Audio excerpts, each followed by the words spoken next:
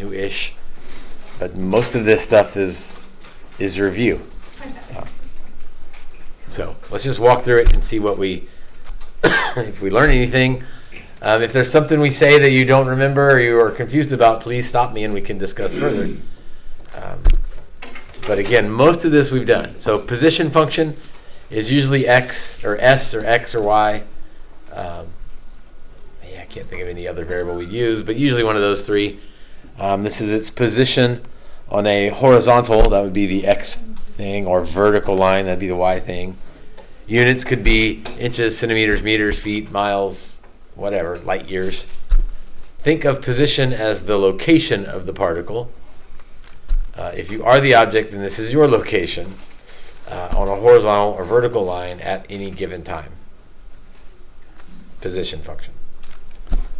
Velocity function, almost always called v of t. In physics, you start splitting them up and you have vx and vy, but both of those are velocity functions. One's in the x direction, one's in the y direction. Velocity is the instantaneous rate of change of the position of the object. So v of t is the derivative of the position function. So v is s prime, or v is ds dt. Again, all of that is old news. Units would be any unit of velocity you like: feet per minute, meters per second, miles per hour, etc., etc. Velocity is related to speed, but they're not the same. Here's one where we might want to be careful. Speed is the absolute value of velocity. Therefore, speed can only be positive. So again, be careful when you're reading questions about speed versus velocity. They're not interchangeable. They're close, but they're not interchangeable. If you're driving a car forward, your velocity is positive, your speed is positive. If you're driving in reverse, your velocity is negative, but your speed is still positive.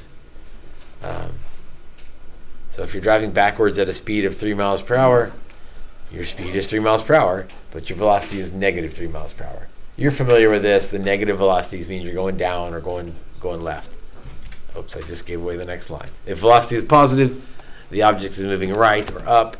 If velocity is negative, then you're going left or down. If velocity is 0, then it's said to be at rest. Again, that's that question that was on that last test. Again, I think we've done all of that, so that should be reviewed. Acceleration, a of t, the rate that velocity changes, the rate of change of the velocity. So acceleration is v prime, or dv dt, which means it's the second derivative of the position function. Units are feet per square minute, meters per square second. In physics, sometimes you say meters per second,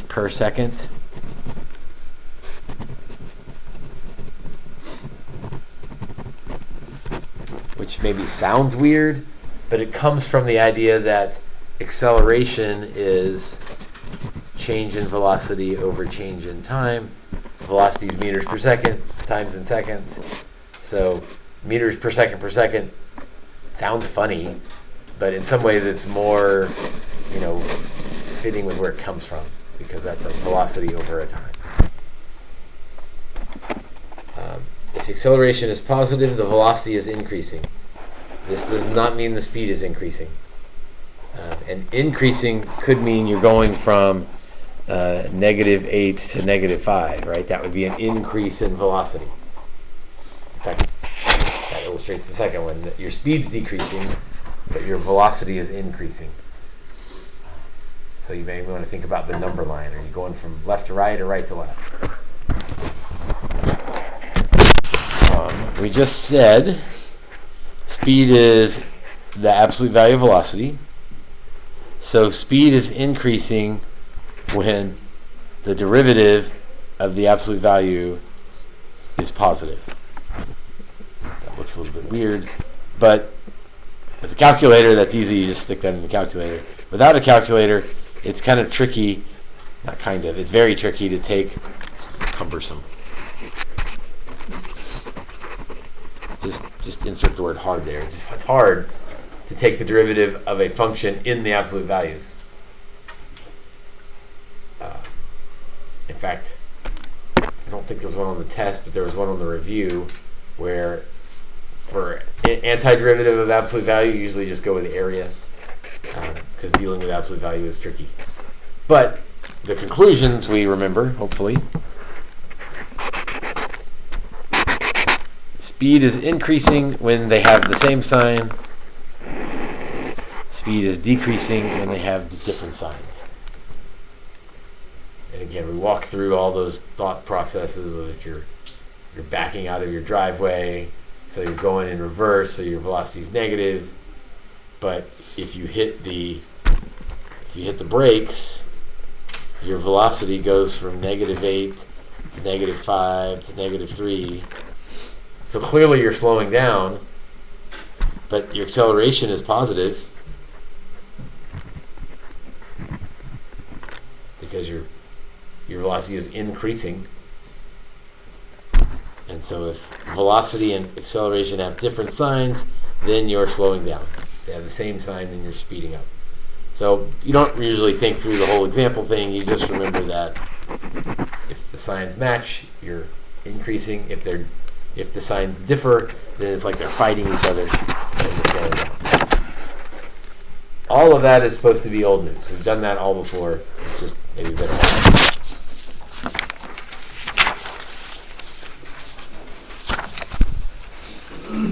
All right, displacement. Displacement is the change in position from time A to time B. Remember that displacement versus distance. Maybe I'm jumping ahead a little bit here. Displacement is only where you land minus where you started. Where you finish minus where you start. So it doesn't matter the path you took to get there. All right, the classic example is running around the track.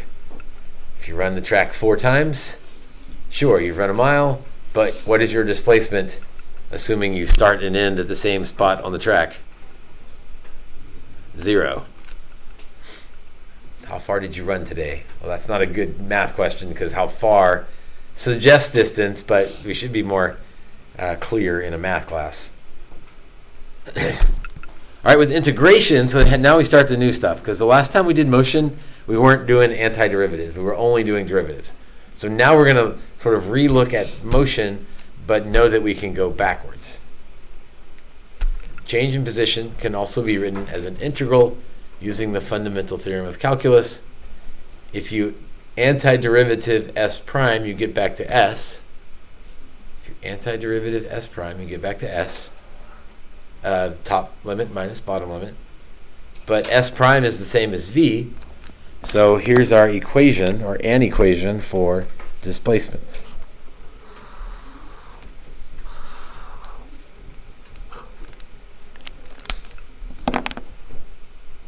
Okay, up until now, displacement was always, and still is, s of b minus s of a, where you finished minus where you started.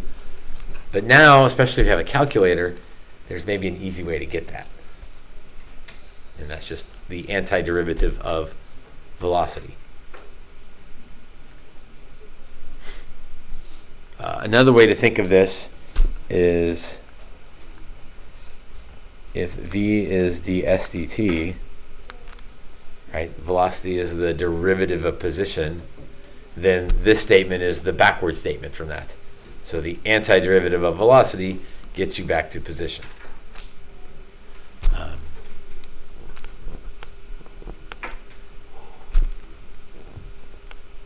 Some people think of it this way.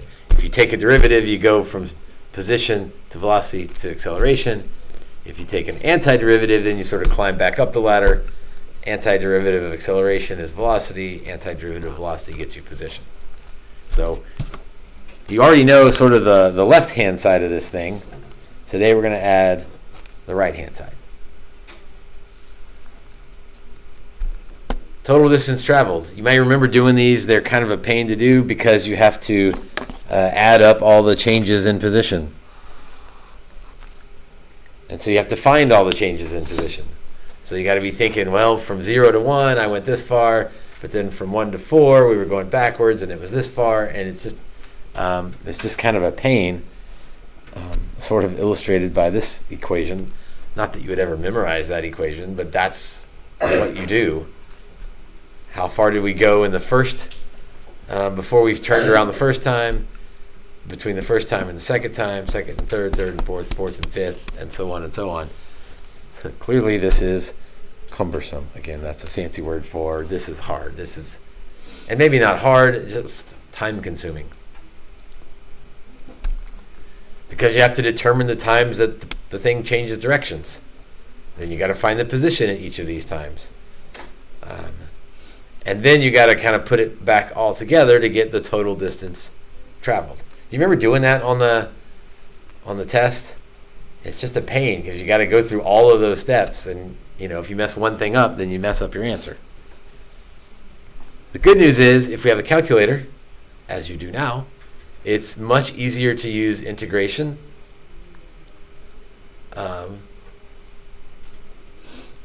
You did your Riemann sum project. I don't remember doing this. Here's the conclusion. This is what matters. Total distance traveled is the antiderivative of speed. You know what? Let's put the other one right next to it so you can see the difference here. Total displacement is the antiderivative of velocity.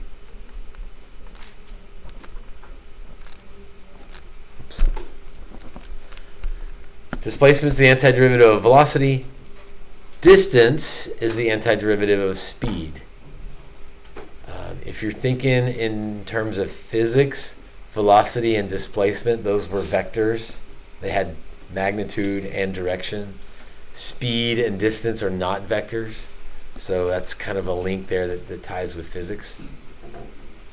Speed is the absolute value of velocity. So if we replace speed with absolute value of velocity, then this is the equation we can go with. And that would be a real pain by hand because of the absolute value things. But we almost always have a calculator.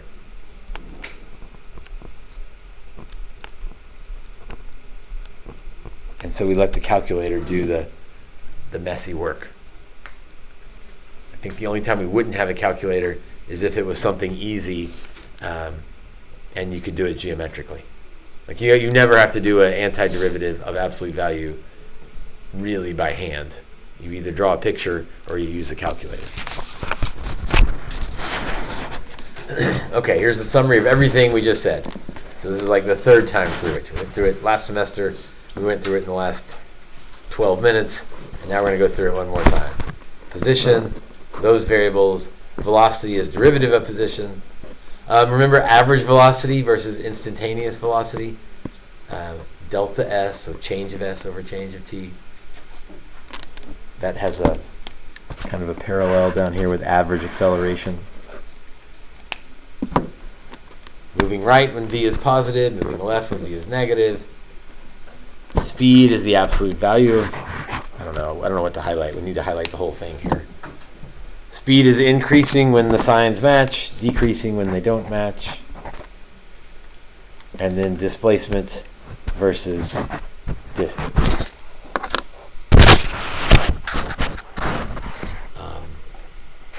Again, distance almost always with calculator. Displacement you have to be careful because sometimes they get tricky and they give you the first spot and the last spot. All you gotta do is subtract them. You don't have to do this.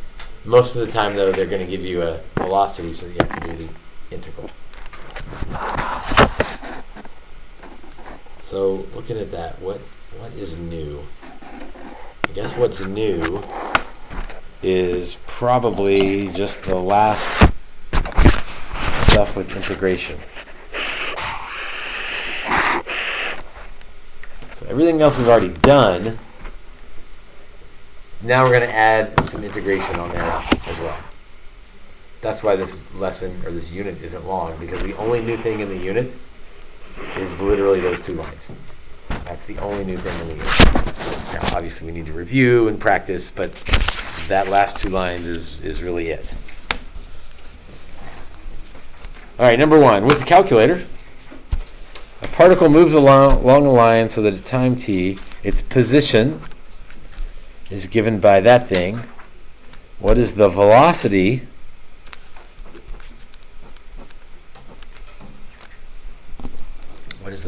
of the particle when the acceleration is 0? Wow, this is lovely. So, I need to know when the acceleration is 0.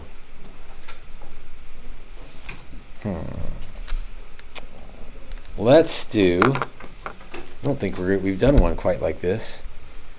Like, it's easy enough to graph the position. -4 cosine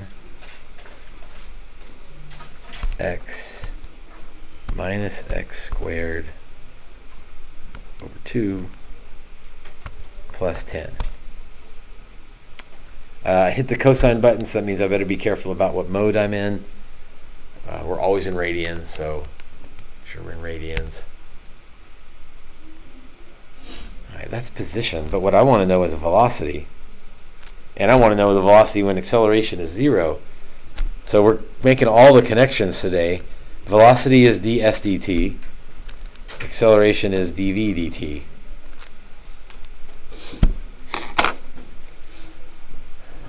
And I have a calculator, so I'd really rather not do this by hand. Like, I could, and it wouldn't be terrible because the derivative of cosine is negative sine, and derivative of t squared over 2, that would be easy. So you could do this one by hand, but I want to do it with the calculator, because the calculator can graph the derivative of a function. Maybe we should look at what we have just to see what that looks like.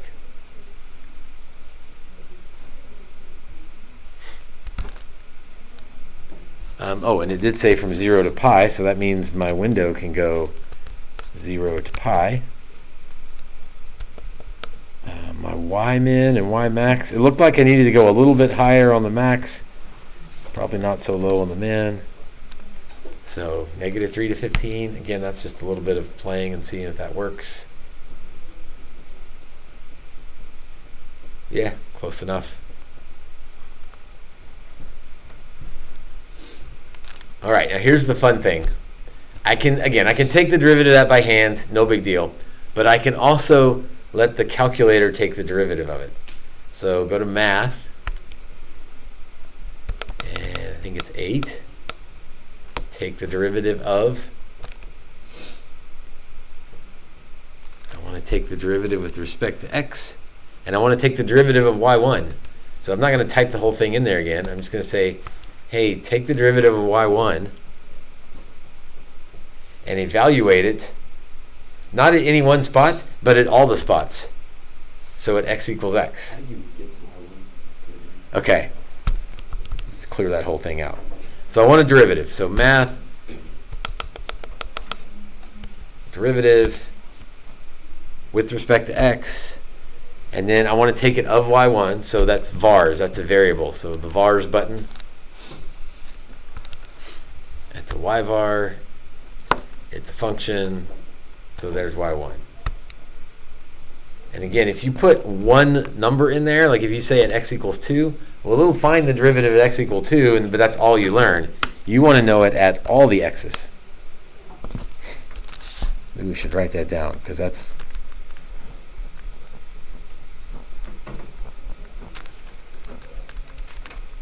Take the derivative of y1, evaluate it at x, at all the x's.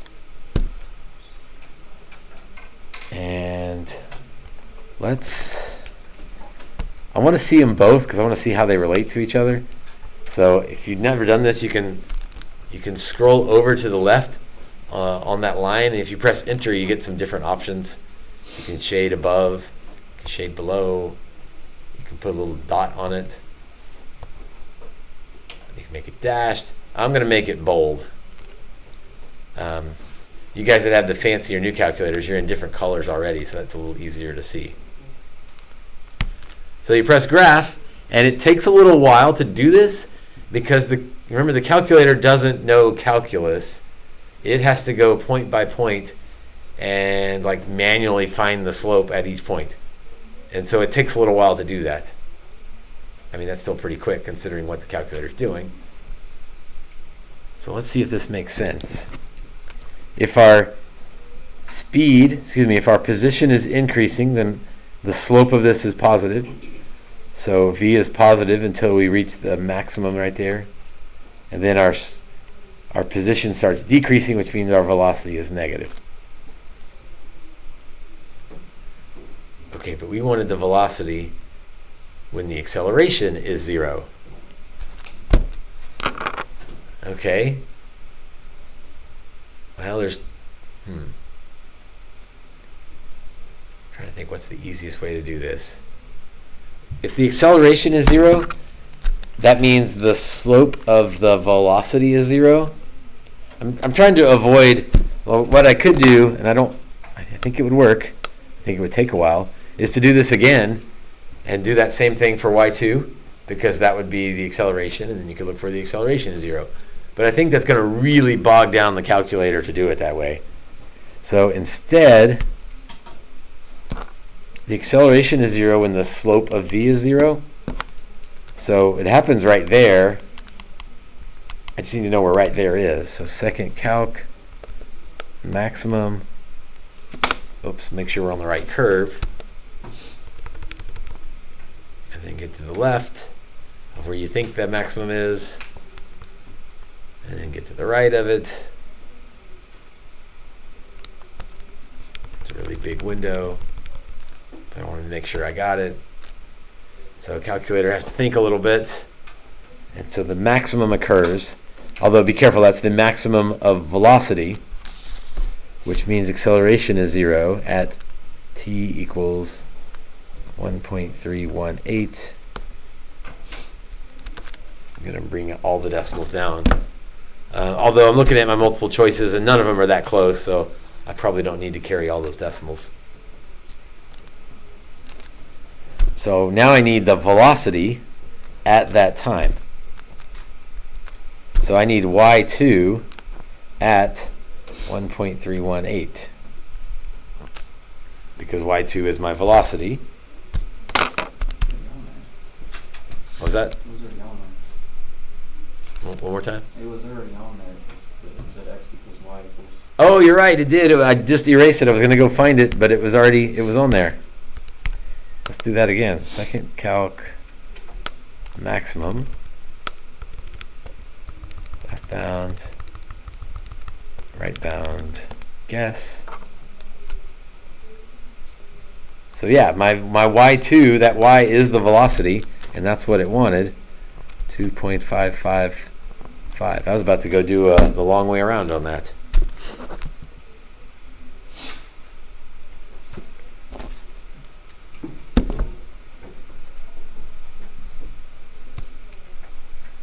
Again, this one wouldn't have been too bad to do by hand because the functions they gave you for sine t minus t, that would be your velocity equation. Your acceleration equation would be 4 cosine t minus 1. And so you could kind of go about it that way. But if you got your calculator, may as well let your calculator do all the work. I am curious now about having it do a second derivative.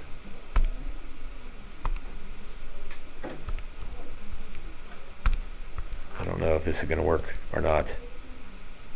I think it will. I think it's just going to take a long time. Because it took a while to find the first derivative. Now to find the second derivative, it has to find the first derivative by hand, or like manually, and then find the second derivative manually, and do that at all of those points. So yeah, there it goes. And this would be the problem that students run into on the test. Like, yeah, you can do it this way. And if you get something like this on the test, it's probably because they didn't want you to do it this way. They wanted you to do it by hand. But this one's a good example because the first derivative, that wasn't too bad in the calculator. But this, I mean, if you didn't know how to do it by hand, it's not terrible. But I'm still waiting, by the way, for it to get to the end. I mean, if it's your only option, there we go. And now we could find the 0 on that one. Graph. Second calc. 0. I want to know where the acceleration is 0. I mean, I already know it should be that 1.318 thing. Again, everything just takes a little bit longer. If you can do the work by hand first, it speeds things up. There it is, 1.318. So this is a good problem to illustrate. You can go by hand and you do the derivative, and if you know how to do it, it's a much quicker way to go. But if you get stuck or if something's ugly, you can let the calculator do the work. It's just, man, the calculator has to really grind through the gears to get you to an answer. All right, number 2. Velocity of a particle is given by this thing. Again, this is with calculator. Be careful, that's velocity for 0 to 7. The position of the particle at time 0, x of 0 equals 2. Okay, that's a lot of information and a ton of questions coming. What is the acceleration of the particle? How am I going to find acceleration if they've given me velocity? Derivative. Acceleration is dv dt. And in fact, I want that at time 3. So, once again, you could do that by hand, but it's with a calculator, and they're asking a bunch of questions, so it's probably wiser to just put that v in for y1 and hope we can get everything off of that. X minus 7, cosine of x. It gives me my x window, so 0 to 7. For my x min and x max. Don't really know what y should be at this point. So negative 10 to 10. I don't know. That's just a guess. We'll see what it looks like. That's a pretty good guess. You could zoom in a little bit more if you wanted to, but that's an okay guess. Okay, I want the derivative of that thing at t equals 3. This is showing enough work. If it's a calculator problem, you just have to tell the grader, me, or the AP grader, like what you did to find the answer. This is sufficient. This means I want to find the derivative at time 3. Second calc. Find the derivative at 3. And there's my answer. And so there's nothing, you don't have to do it by hand. You don't have to show anything other than sort of showing the grader how, what you ask the calculator to tell you. So negative 0.426. Let's check for units. It didn't give me any units, so I don't need to give it any units. There aren't any units. Okay, question B. What is the position of the particle? Well, it gave me velocity, and now it's asking for position. So we take a derivative to go this way. We take an integral to go that way. So I need to integrate v. But when I integrate, that's when I need some boundaries, some limits on that. So what should I use for my limits when I integrate this one? What do you think? Definitely 7. And it told me something about 0, so let's go 0 to 7. The antiderivative from 0 to 7, so that would be s of 7, that's what we want, minus s of 0, that's what we know. They gave us that, is 2.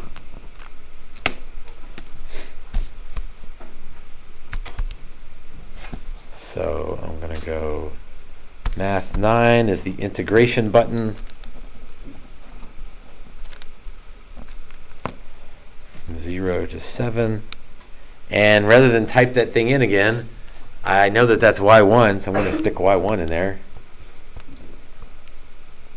dx. And if this was a multiple choice test, I can guarantee you that would be one of the answers. Because you're like, yeah, I did a lot of right stuff. I feel like that's right. But what that is the change in position. So I need to add 2 to that to solve for S7. 1.754.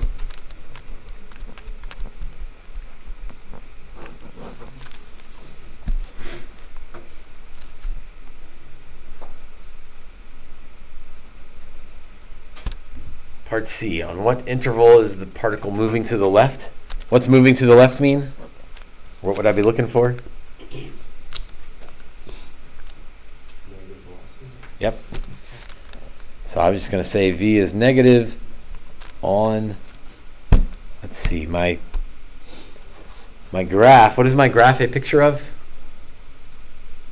What is that, the graph of? Velocity. So I just want to know where my graph is negative. So starts at 0. It looks like I'm going to have 2 intervals here. So from 0, and it looks like I guess I should include 0. Second calc. Let's see where that intersection is.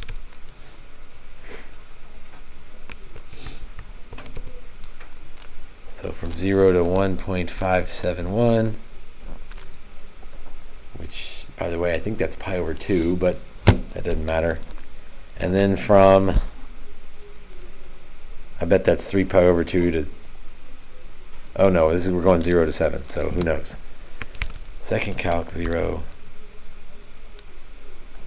So now I want the next interval.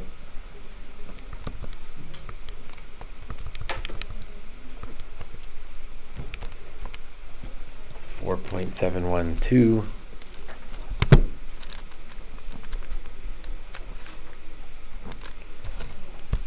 And that looks like it ends at 7, but I wonder if I should make sure.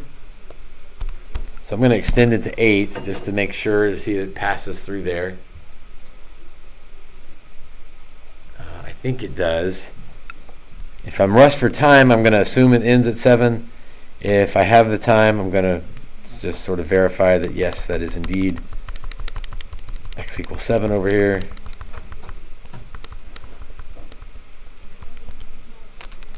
And it is.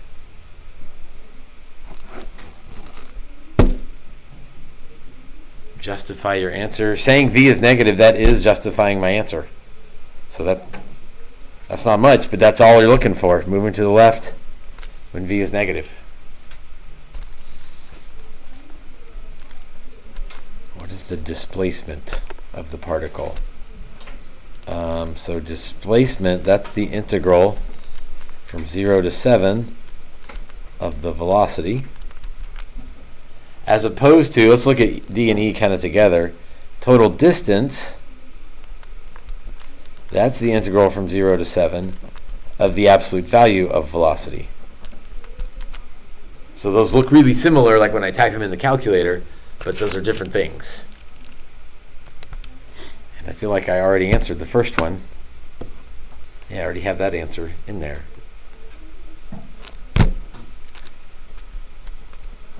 So there's my displacement, negative 0.246. Okay, now for distance, math 9, 0 to 7. Now I want the absolute value bars. You remember where you find those in the calculator? Let's see, that's a math thing. Math num. There it is. The first one is abs. And if you've got the newer operating system, which most of you do by this point, it puts the absolute value bars there. If you have one of the older calculators, it literally says abs on the screen, but it's nice to have the bars there. And then let's go get the Y1 again. Oops, oh goodness, that's not what I want.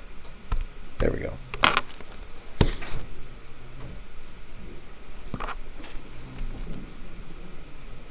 So it takes a little bit longer to think about that one, but the absolute value is there. 15.680.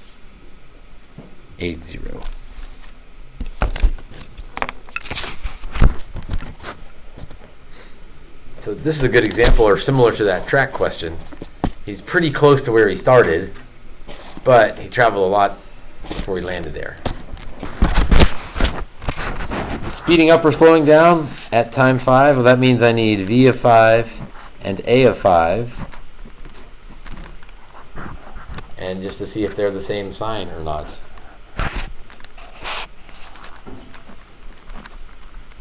y1 of 5, let's see, I could get that from the graph, I could get that on the screen, I could get that from the table.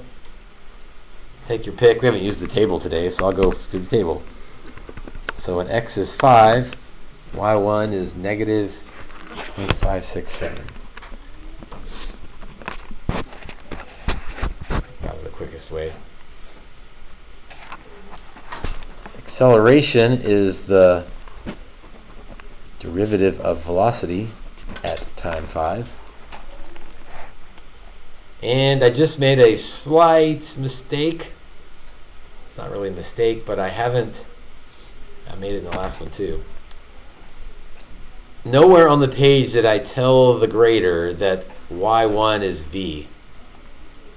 And so when you put this into the calculator, what I strongly suggest you do is say y1 equals v. It's a good note to self, but it also helps the grader. That way, later on, when you're sort of switch to calculator language instead of calculus language, and you start using y1s instead of v's, that's fine, as long as you've told the grader that y1 is the same thing as v.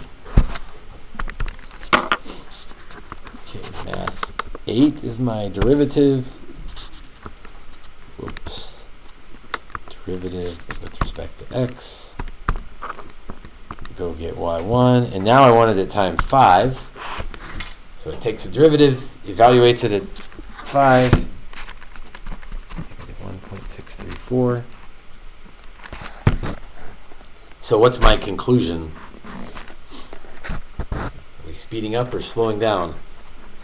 Speeding up. And I haven't justified my answer yet. How did you know that it was speeding up? They had the same signs. Be careful with just saying same signs or they. You need to be a little bit more specific. V of 5 and A of 5 have the same sign. So it's moving backwards and moving faster backwards.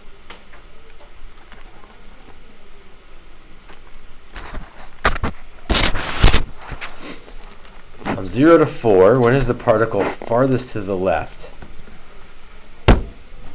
Well, the calculator might help. So let's see. From 0 to 1.5, it's moving to the left. And then it starts moving to the right. So I think I need to know where it is at 0 at this change spot. So I need S of 0. That was 2. I need S of 4 to know where it is. And I need to know S of wherever that change was, which was 1.571. And actually, I don't think I need all of those. Because from 1.57 to 4, it's moving to the right. So it's not going to be S of 4. In fact, it's going to be, I know what the answer is going to be. It's going to be this one. Because it was moving to the left from here to here. Moving to the right, there to there. So that's my answer. I just need to go figure out what that is. S. No, I don't need to figure out what that is because it said at what time.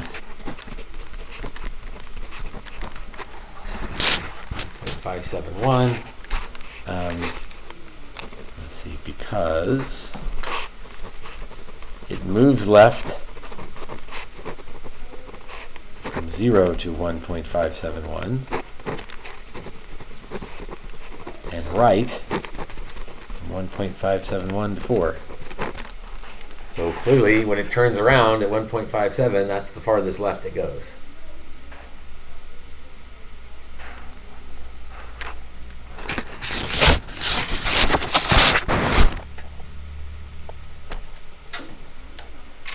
Alright, we'll stop after this last part of the question here. What is the average acceleration? Okay, be careful. Average acceleration is not dv dt. That would be instantaneous acceleration.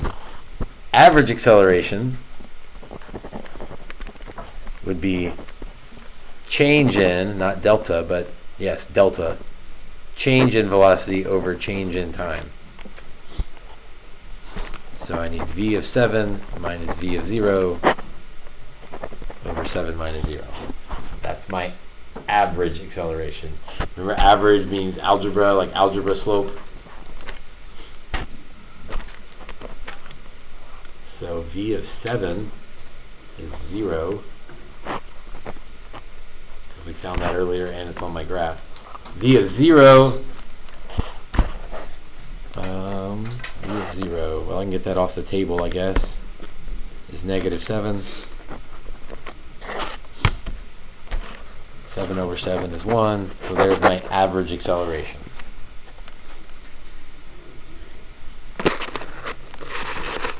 Okay, we'll stop there, which is fine, because that means tomorrow we'll talk about a few more examples, although it's stuff we've already done. It'll just be more practice. So let me get you the worksheet, and we'll look at it then. Okay, so if we're going to split this up, like, you've seen everything you need to see for the entire worksheet, but just to kind of try to pace yourself, we'll say Monday's assignment is 1 through 8, Tuesday's assignment is 9 through 14.